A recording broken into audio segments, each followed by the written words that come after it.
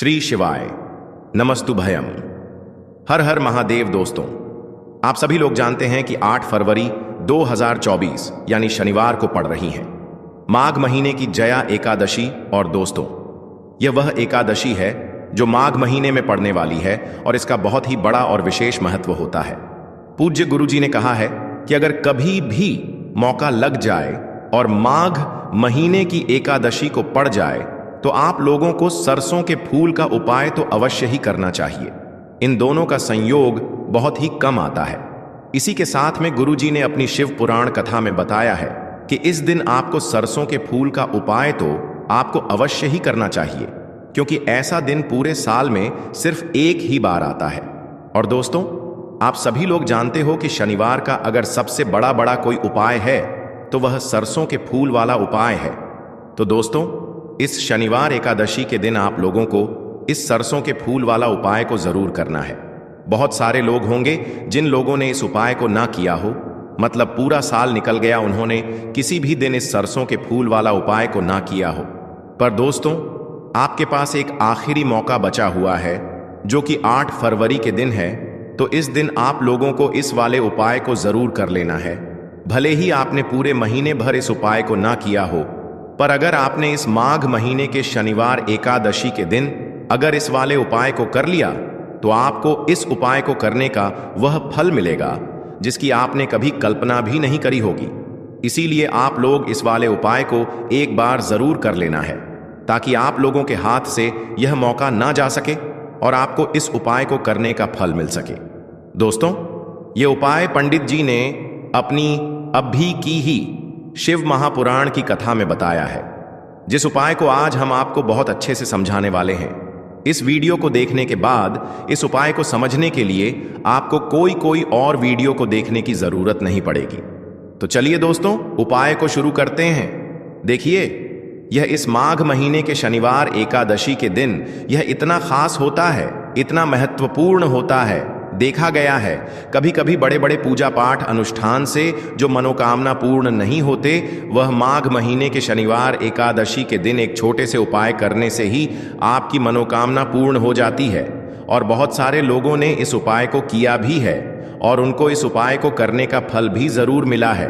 अगर आप लोग भी इस उपाय को करना चाहते हैं तो आप इस उपाय को पहले अच्छे से समझ लेना, सुन लेना, उसके बाद करना। आपको इस उपाय का फल जरूर मिलेगा। और इस उपाय को कर लेने से आपके घर में चाहे किसी भी प्रकार की दुख और समस्या क्यों ना चल रही हो, आपको उसका कारण भी नहीं पता है कि भाई यह समस्या किस कारण से चल रही है। उसका कुछ भी कारण हो सकता है, जैसे से पितृदोष हो सकता है या किसी भी तरह का मंगल दोष भी हो सकता है। तो इस दिन आप लोगों को यह वाला उपाय कर लेना है। यह एक ऐसा उपाय है जिस उपाय को अगर किसी विशेष दिन पर किया जाए तो भाई उस विशेष दिन का जो है वह तो हमें मिलता ही मिलता है, पर हमने उस दिन पर इस उपाय को किया है तो हमें उससे भी बड़ा फल मिलता है, और फल बहुत जल्दी मिलता है, क्योंकि आप इस उपाय को बहुत ही बड़े और विशेष दिन पर कर रहे हो। तो चलिए अब उपाय के बारे में बात करते हैं, लेकिन उससे पहले आप लोगों को यह जानना आवश्यक है कि आखिर यह उपाय किस समय करना है, किसको करना है और कैसे करना है। तो चलिए हम आगे आपको वीडियो में एक एक करके बता देते हैं। लेकिन उससे पहले अगर आप लोग हमारे चैनल पर पहली बार आए हैं या फिर मेरी आवाज आज पहली बार सुन रहे हैं तो हमारे चैनल को सब्सक्राइब जरूर कर लेना और इस वीडियो को लाइक करके कमेंट बॉक्स में श्री शिवाय नमस्तुभ्यम ओम नमः शिवाय जरूर टाइप कर देना। तो दोस्तों, इस सरसों के फूल वाला उपाय को हमें इस शनिवार एकादशी के दिन कैसे करना है, किसको करना है, किस समय करना है और कहां पर करना है, ये सारे सवालों के जवाब आपको इस वीडियो में मिल जाएंगे। और जो यह वीडियो देखेगा भाई, उसको सरसों के फूल वाला उपाय जरूर करना चाहिए, क्योंकि इस दिन सरसों के फूल का भी बहुत ही बड़ा और विशेष महत्व होता है। और जब बात आ जाए हल्दी की तो यह सोने पर सुहागा वाली बात हो जाती है, और यह एक बहुत ही बड़ा उपाय हो जाता है इस शनिवार एकादशी का। तो अब दोस्तों, इस सरसों के फूल वाला उपाय को आखिर करना किसको है, सबसे पहले हम लोग वह बात जान लेते हैं। तो देखो, घर की जो बड़ी माताएं बहनें होती हैं, उन माताओं बहनों में से कोई भी एक बड़ी माता बहन इस वाले उपाय को कर सकती है। और दोस्तों, अगर आप चाहे तो अपने घर में से सभी सदस्यों को भी इस उपाय को करवा सकते हैं। अगर किसी व्यक्ति की खुद की कोई मनोकामना है, खुद की कोई दुख और परेशानी है जो कि वह अपने लिए ही करना चाहता है, इस वाले उपाय को तो वह खुद अपने लिए भी कर सकता है। बाकी अगर कोई घर में से ऐसा है जो कि अपने पूरे घर परिवार की सुख और शांति के लिए यह वाला उपाय करना चाहता है, तो भाई वह भी कर सकता है। उसमें भी कोई दिक्कत वाली बात नहीं है। कहने का मतलब यह है कि इस उपाय को हर एक सदस्य भी कर सकता है और पूरे घर परिवार के सदस्य के लिए घर की बड़ी माताओं बहनों में से कोई एक माता बहन भी कर सकती है।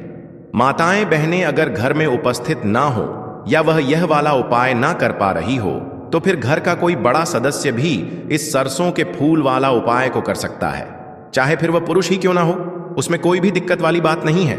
अब दोस्तों, जो अगला प्रश्न निकल कर आता है वह यह आता है इस उपाय को लेकर कि आखिर इस उपाय को हमें किस समय करना है, सुबह के समय करना है कि शाम के समय करना है। तो देखो, इस वाले उपाय को आप लोग सुबह के समय भी कर सकते हो और शाम के समय प्रदोष काल में भी कर सकते हो। अब अगर आप पूछो कि भाई सबसे उत्तम समय कौन सा रहेगा इस सरसों के फूल वाला उपाय को करने का, तो हम आपसे बस यही कहेंगे कि इस उपाय को आप सुबह के समय करेंगे तो ज्यादा बेहतर होगा।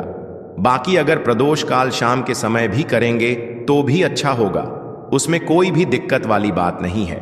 तो अब दोस्तों, जो अगली सबसे बड़ी और महत्वपूर्ण बात आती है वह यह आती है कि सुबह अगर हम उपाय को करेंगे तो हमें कितने बजे से लेकर कितने बजे तक के बीच में करना है, और शाम के समय प्रदोष काल में करेंगे तो हमें कितने बजे से लेकर कितने बजे के बीच में करना है। तो देखो, सुबह जितनी जल्दी हो सके आप उपाय को करने की कोशिश करना। बाकी अगर किसी कारणवश लेट भी हो जाओ, थोड़ी देर भी हो जाए, तो 10 या 11 बजे तक भी आप उपाय कर लेना, पर 8 बजे से ज्यादा देरी ना हो। ठीक है, इस बात का ध्यान रखना। उसके बाद में दोस्तों, अगर शाम के समय प्रदोष काल की बात करें, प्रदोष काल का जो समय होता है वो शाम के 6 बजे से शुरू हो जाता है। मतलब शाम के 6 बजे से लेकर 7 बजे के बीच का जो समय होता है, यह समय प्रदोष काल का समय होता है। तो आप इस उपाय को 7 या 8 बजे के बीच में भी कर सकते हो। मतलब शाम के 6 बजे से रात 8 बजे के बीच में आप कभी भी इस वाले उपाय को कर सकते हो, उसमें कोई भी दिक्कत वाली बात नहीं है। तो माघ का महीना ही है जो आपको धन दौलत पुण्य दोनों ही देने वाला है। माघ के महीने में एम तुलसी का पूजन करके श्री हरि विष्णु से जुड़े हुए कुछ उपाय करके आप अपने जीवन की निर्धनता, धन से जुड़ी समस्याएं, कर्जे से जुड़ी समस्याओं को हमेशा के लिए दूर कर सकते हैं। तो यह वही महीना है जिस माह में भगवान विष्णु योग निद्रा से जागते हैं। भगवान विष्णु को तुलसी अति प्रिय है, इसलिए उनकी पूजा में भी विशेष रूप से हम तुलसी का उपयोग करते हैं। और बिना तुलसी दल के बिना तुलसी मैया के श्री हरि विष्णु की पूजा और उनका भोग दोनों ही अधूरे होते हैं।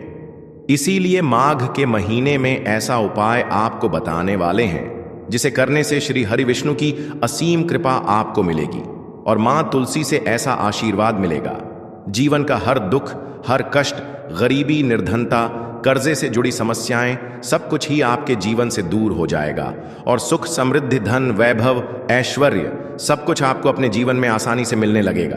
तो चलिए बात कर लेते हैं कि कौन सा उपाय है, तुलसी के पौधे में कौन सी चीज आपको रखनी है और इस उपाय को किस समय करना है। देखिए, सबसे पहले तो आपको बता दें कि अगर आपके घर में तुलसी का पौधा नहीं है तो माघ के महीने में एक तुलसी का पौधा अपने घर में लाकर जरूर लगाएं, क्योंकि माघ के महीने में जो लोग अपने घर में तुलसी जी का पौधा लाकर लगाते हैं, मां तुलसी का पूजन करते हैं, कभी भी मां तुलसी उनके घर में निर्धनता नहीं रुकने देती है। हमेशा उनके घर में धन की वृद्धि होती है, धन की वर्षा होती है। तो जरूर से तुलसी का पौधा आप माघ के महीने में अपने घर जरूर लेकर आएं और अच्छे से आपको मां तुलसी का पूजन करना है। मां तुलसी के पौधे की देखभाल करनी है। और वह कौन सी चीज है जो आपको तुलसी के पौधे में माघ के महीने 8 फरवरी शनिवार एकादशी में रखना है, और कैसे यह चीज रखते ही रातों रात आपके जीवन में चमत्कार होगा और आपके भाग्य का भी आपको साथ मिलेगा। अब दोस्तों, 8 फरवरी जया एकादशी का बहुत ही पावन सा दिन है। काफी ज्यादा लोगों ने पूज्य गुरुजी की कथा को सुना और उन्होंने बहुत ही प्यार से एक उपाय को समझाया था। सरसों के फूल को तो काफी ज्यादा लोग के मुझे मैसेज आए थे। अब हम उस उपाय को कैसे करें? क्या हम इस उपाय से वंचित रह जाएंगे? तो इसका जवाब है नहीं। अगर आपको सरसों का फूल नहीं मिल रहा है तो आपके पास में 2 ऑप्शन और होते हैं। वो कौन सी चीजें हैं बताऊंगा, वीडियो को पूरा देखिएगा। और सबसे पहले मेरी तरफ से आप सभी को एकादशी की बहुत बहुत शुभकामनाएं। मां सरस्वती का वास आप सभी के घरों में हमेशा होता रहे। अब यहाँ पे हम लोग बातें करते हैं कि जैसे मान लीजिए कि जो सरसों का फूल होता है जो कि पीले कलर में होता है ना, मानते हो भी? तो अगर ये सरसों का फूल आपको नहीं मिलता, आपके पास में 2 ऑप्शन है। कौन कौन से? पहला ऑप्शन आपके पास में है कि आप अनाज का दाना ले सकते हो। अनाज का कितना दाना लेना है? कितना दाना मतलब कौन कौन से अनाज? चाहे आप गेहूं ले लो, आप बाजरा ले सकते हो, आप मूंग ले सकते हो, आप मक्का ले सकते हो, आप चना ले सकते हो। आप कोई भी चीजें जो अनाज में आती है ना, उनको आप इस्तेमाल कर सकते हो। ठीक है ना? बातें समझ में आई मेरी? चलो, अब तो ये अनाज की बातें हो गई। अब आपको लगता है नहीं भैया, गुरुजी ने तो फूल कहा था सरसों के, अब हमको फूल से ही रिलेटेड कोई चीज बता दो। तो जो उपाय हमें करना है वो कहां पे करना है? महादेव के शिवलिंग के ऊपर ही तो करना है। और महादेव को पसंद क्या है? आपको पता होगा, उन्हें सफेद पुष्प बहुत पसंद है। पता है आपको? तो चलिए अब हम लोग इस उपाय को समझते हैं। अगर आपको सरसों का फूल नहीं मिलता है तो आपकी कौन से फूल ले सकते हो? कोई सा भी सफेद पुष्प ले सकते हो। और अगर सफेद फूल नहीं मिल पाता है तो आप क्या लोगे? आप अनाज का दाना ले सकते हो। ठीक है ना? चलो, अब मान लीजिए कि आपको इस प्रकार से सरसों का फूल मिल जाता है। तो अब हम लोग यहां पे बातें करते हैं अपने पहले उपाय की, कि अगर मान लीजिए कि आपके घर का कोई भी सदस्य बहुत ज्यादा बीमार रहता है, बहुत ज्यादा परेशान रहता है, चाहे वह गुस्सा करता हो, चंचलता से पूरा भरा हुआ है वह व्यक्ति, तो आप सभी लोगों को 31 सरसों के फूल कितने, या तो 31 सरसों के फूल ले लो, या तो 31 आप सफेद पुष्प ले सकते हो, या फिर 31 आप अनाज के दाने ले सकते हैं। ध्यान रखिएगा, इस उपाय को सिर्फ और सिर्फ एकादशी पे करते हैं। चाहे आप 2 तारीख को कर लेना या 3 तारीख को कर लेना। ठीक है ना? चलो, अब यहां पे आप सभी को पता चल गया। अब ये बात करते हैं कि हमें वो चढ़ाना कहां पे है। देखो, आप इस उपाय को अपने घर पे भी कर सकते हो, या फिर आप चाहो इस उपाय को मंदिर में भी कर सकते हो। आपको क्या करना है? उन 31 सरसों के फूल को महादेव के शिवलिंग के ऊपर समर्पित करेंगे। जो भी व्यक्ति घर में आपके बीमार रहता है, जो भी व्यक्ति घर में आपके परेशान रहता है, उस व्यक्ति का नाम और गोत्र बोलेंगे। महादेव से यही विनती करेंगे, हे शिव शंभु भोलेनाथ, हम यह सरसों के पुष्प आज इस एकादशी के अवसर पर आपको समर्पित कर रहे हैं। इन्हें स्वीकार करें। और हमारे घर में लोग बहुत चंचल रहते हैं, बहुत बीमार रहते हैं, लड़ाई झगड़ा करते हैं। आप हमारे घर में सुख शांति एवं समृद्धि को प्रदान करें। कुछ ऐसे आप प्रार्थना कर लेना। ठीक है ना? मेरी बातें समझ में आई? तो यहां पर हम लोगों ने बात कर ली है। अपने पहले उपाय की आगे बढ़ते हैं, दूसरे उपाय की, जो कि एक और गुरुजी ने बताया था, सरसों के फूल से ही रिलेटेड। अब इस उपाय के बेनिफिट क्या है उसकी बात पहले समझ लो। जैसे मान लीजिए कि आपकी कोई ऐसी इच्छा है, आपने पशुपति व्रत भी कर लिया है, आपने एकादशी कर लिया, आप एकादशी रहते हो, आप बहुत सारे अलग अलग प्रकार के तो उपवास रहते हो, बट आपकी कोई इच्छा पूरी नहीं हो रही है। 365 दिन में पहली बार एक ऐसा दिन आता है जिस दिन हम सभी को इस उपाय को करना होगा। ठीक है ना? अब यहां पे पहले उपाय में तो हमने 31 सरसों के फूल की बात की है, बट दूसरे उपाय में आपको 108 सरसों के फूल लेने हैं। अब कहोगे भैया 31 तो मिल नहीं रहे थे, 108 का उपाय कहां बता दिया आपने? तो सुनो, अगर 108 सरसों के फूल नहीं मिल पा रहे हैं आपको, तो वही काम आप दोबारा से करोगे। आप अनाज के दाने को भी ले सकते हो, या फिर आप सफेद पुष्प को भी ले सकते हो। ठीक है ना? चलो, इतनी बातें समझ में आ गई है।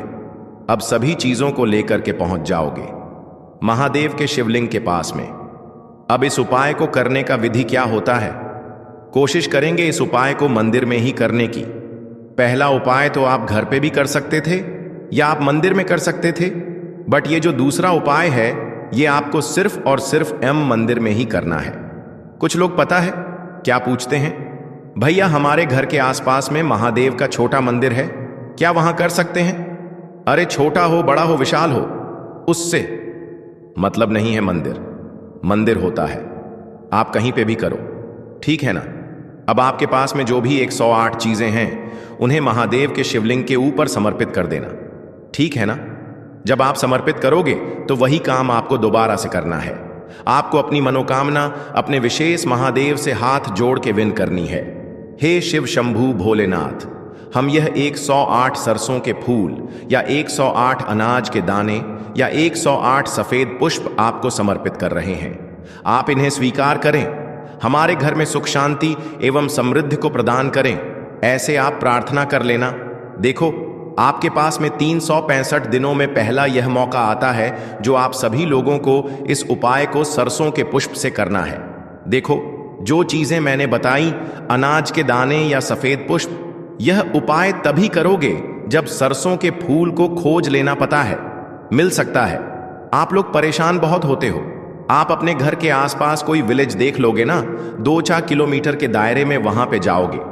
इस टाइम पे जो मौसम है, इस टाइम पे जो सीजन है वो सरसों का है, आसानी से मिल जाएगा, परेशान नहीं हो, आराम से मिल जाएगा।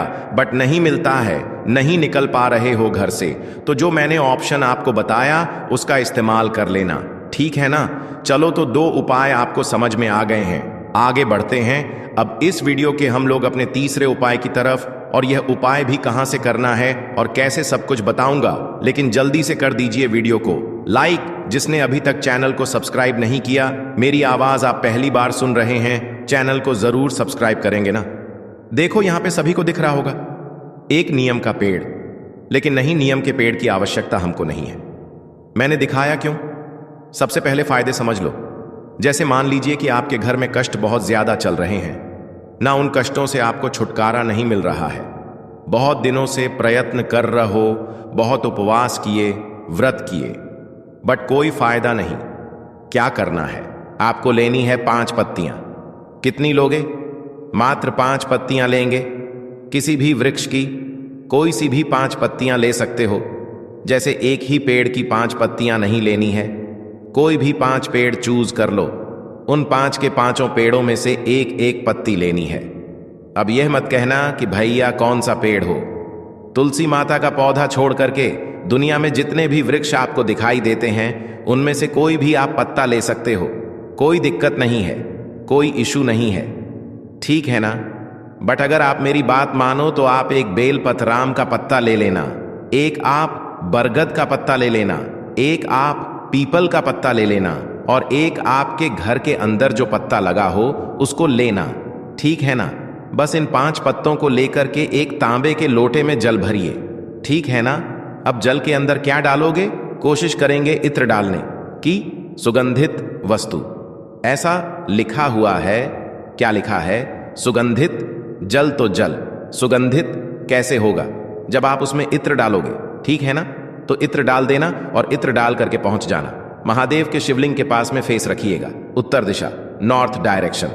अब आपके पास में 5 वृक्ष की 5 पत्तियां हैं, अरे है ना। उन 5 वृक्ष की 5 पत्तियों को एक साथ एक एक करके नहीं, एक साथ महादेव के शिवलिंग के ऊपर समर्पित करेंगे। जब आप समर्पित करोगे तो एक नाम आपको ध्यान होना चाहिए, और वो नाम है कल्याण महादेव। क्या नाम है? कल्याण शेट्टी, है ना। करिएगा जरूर। तो यहां पे हम लोगों ने 3 उपाय की बातें कर ली हैं, आगे बढ़ते हैं। अब इस वीडियो के हम लोग सबसे आखिरी और बहुत ही स्पेशल से उपाय को करने की, और यह उपाय आपकी मनोकामना को बहुत ज्यादा जल्दी पूरी करने के लिए होगा, बहुत स्पेशल सा। देखो अब कुछ लोग एक और कमेंट कर रहे थे, भैया क्या एकादशी पे रुद्राक्ष का कोई ऑफर नहीं है? तो अभी ऑफर नहीं है, बट मैं कुछ दिन में एकादशी का ऑफर आपको बताऊंगा। बट अभी के लिए कोई नहीं है, जो पिछला ऑन ऑर्डर है। पहले वो सारे पहुंच जाएंगे, कुंभ की वजह से सारे अटके हुए हैं। जब वो पहुंचेंगे देन आपको ऑफर बताऊंगा। अब बातें करते हैं उपाय की। इसके लिए आपको शहद लेना बहुत ज्यादा मत लीजिएगा, शहद के साथ में आपको बेलपत्र लेनी है। अब यहां पे जो बताने जा रहा हूं ना, उस बात को सुनिए। जो शहद आपके पास में है, उस शहद की 108 बिंदी आपको बेलपत्र पे लगानी है। ध्यान रखिएगा, जो 108 बिंदी आप लगाओगे वह तीनों पत्तों को मिला करके 108 बिंदी लगानी होगी। और हर बिंदी को लगाते टाइम श्री शिवाय नमस्तुभ्यम का जरूर करना है। मैं फिर से बोल रहा हूं, हर बिंदी को लगाते टाइम श्री शिवाय नमस्तुभयम का जप जरूर करना है आप सभी को। ठीक है ना? करिएगा। और फिर आप इस बेलपत्र को उठाएंगे, तांबे के लोटे में जल को भर के पहले जल समर्पित कर देना, और फिर उसके बाद में जो आपके पास में 108 बिंदी वाली बेलपत्र है वो कहां पे चढ़ाओ? ग माता अशोक सुंदरी के स्थान पे अपनी मनोकामना, अपनी विशेष को कहते हुए अगर आप चढ़ा देते हैं तो आपकी जो भी मनोकामना होगी, काफी दिनों से अधूरी होगी, वह इच्छा पूरी जरूर हो जाएगी। श्री शिवाय नमस्तुभ्यम।